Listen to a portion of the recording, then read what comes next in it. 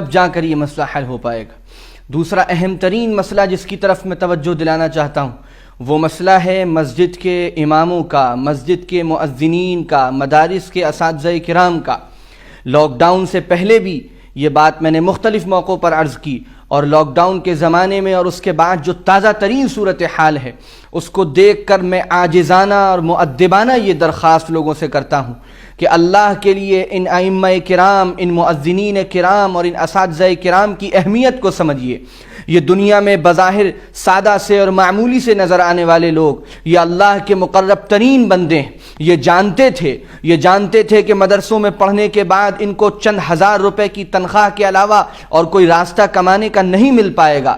اس کے باوجود انہوں نے اپنے کو مدرسے میں لگایا، قرآن پڑھا، حدیث پڑھی، اور آج بہت معمولی تنخواہوں پر یہ ہمارے ایمان کو بچانے کا کام کر رہے ہیں، ہمارے دین کی نشر و اشاعت کا کام کر رہے ہیں، ہمارے نونہالوں کو قرآن پڑھاتے ہیں، دین پڑھاتے ہیں، شریعت پڑھاتے ہیں، اور اس کے بدلے میں ان کو کیا ملتا ہے؟ اس کے بدلے میں ان کو چند ہزار روپے تنخواہیں ملتی ہیں۔ اتنی تنخواہ جس میں کسی امیر اور کسی اچھے گھرانے میں صرف دودھ آتا ہے، اور جتنا ان کا مہینے کا چاکلیٹ کا خرچہ ہے، باہر گھومنے کا خرچہ ہے، اتنی تنخواہیں ان اماموں کو، مؤذنین کو دی جاتی ہیں۔ مجھے شرم آتی ہے ان تنخواہوں کا ذکر کرتے ہوئے جو عام طور سے ہمارے مسجد کے مؤذنین کو، ائمہ کرام کو اور اساتذہ کرام کو، مدرسے کے اساتذہ کرام کو دی جاتی ہیں۔ میں خاص طور سے اپیل کرتا ہوں، ان کو پہچانیے، ان کے مقام کو پہچانیے، ان کی عظمت کو پہچانیے، ان کی قدر کیجیے۔ ان کو ایسا مشاہرہ اور ایسی تنخواہ مسجد کی ہر مسجد کی کمیٹی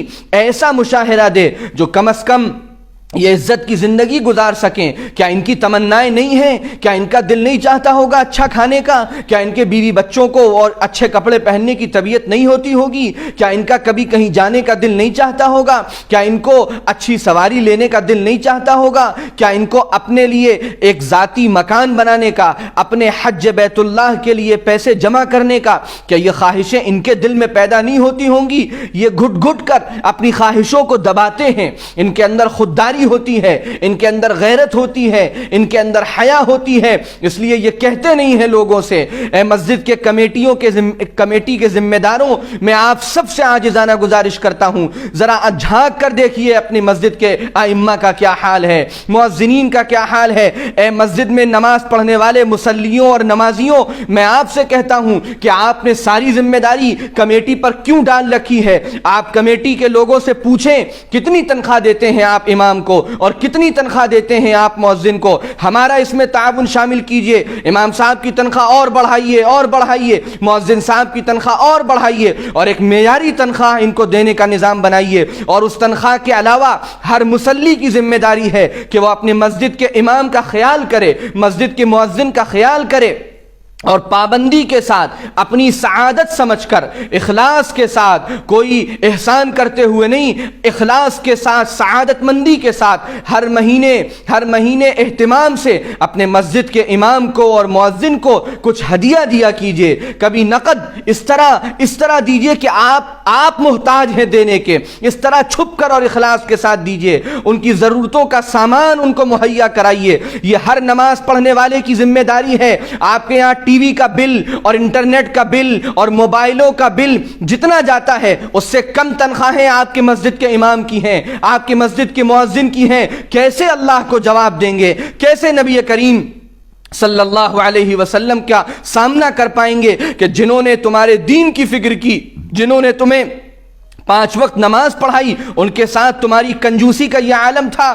بڑی قسمہ پرسی میں وہ لوگ جیتے ہیں، ان کے یہاں بیماریاں آتی ہیں، وہ مجبور ہیں سرکاری اسپتالوں کی لمبی لائنوں میں لگنے کو، کیونکہ وہ 100-200 روپے سے زیادہ اپنے بیوی اور بچے کے علاج پر خرچ نہیں کر سکتے۔ اگر مسجد کے امام یا ان کے گھر میں، ان کے بیوی بچوں میں، مؤذن یا ان کے گھر میں بیوی بچوں میں کوئی بیمار ہے، مسجد کے تمام مصلیوں کی ذمہ داری ہے کہ ان کے بہترین سے بہترین علاج کی وہ فکر کریں، ان کی خبرگیری کریں، ان کو ضرورت کا سامان مہیا کرائیں، اور یہ سب اپنی سعادت مندی سمجھ کر کریں۔ اساتذہ مدارس کے اساتذہ کرام کا جو حال ہے لاک ڈاؤن کے زمانے میں، اور اس کے بعد اب مدرسے ابھی بند ہیں، ہم خبرگیری نہیں کرتے، ہم فکر نہیں کرتے، یہ ذمہ داری تمام مصلیوں کی، تمام نماز پڑھنے والوں کی ہے۔ اور سب سے آسان راستہ یہ ہے کہ ہر مسجد کے اطراف کے گھر والے اپنے مسجد کے امام کی فکر کر لیں، اپنے مسجد کی مؤذن کی فکر کر لیں، اپنی مسجد میں چلنے والے مدرسے کی فکر کر لیں۔ زیادہ دور جانے کی ضرورت نہیں ہے، اگر اپنے علاقے کے تمام مسلمان گھر والوں نے اپنے مسجد کے امام کی، اپنے مسجد کی مؤذن کی، اپنے مسجد میں چلنے والے مکتب اور مدرسے کے اساتذہ کی فکر کر لی، اور ان کو معیاری تنخواہ دینے کا فیصلہ کیا، اور ان کو ہدایہ دیے، اور چھپ چھپ کر ان کی مدد کی، ان کے ضرورت کے سامان مہیا کرائے، وہ ہمارے کام میں لگے ہیں، ہمیں ان کو فارغ کرنا ہے۔ یہ تنخواہ و مشاہرہ ہرگز اللہ کے قرآن کا بدل نہیں ہو سکتا۔ قرآن اتنی عظیم الشان چیز ہے، یہ تنخواہ، یہ ہدایہ، یہ مشاہرے، یہ صرف اس وقت کا جو وہ وقت اپنا نکال رہے ہیں ہماری خدمت کے لیے، یہ ان کو اس کے لیے ہے تاکہ ان کی ضرورتیں پوری ہوں اور وہ یکسوئی کے ساتھ ہماری خدمات انجام دے سکیں۔ یاد رکھیے، اگر ہمارے مسجد کے امام صاحب یا مؤذن صاحب یا ہمارے مسجد میں چلنے والے مدرسے اور مکتب کے استاذ اگر قسم پرسی میں جیتے رہے، گھٹ گھٹ کر جیتے رہے، اپنی ہر خواہش اور ضرورت کو وہ مارتے رہے، اور ہم عیش و تفریح میں لگے رہے، تو اللہ کے ہاں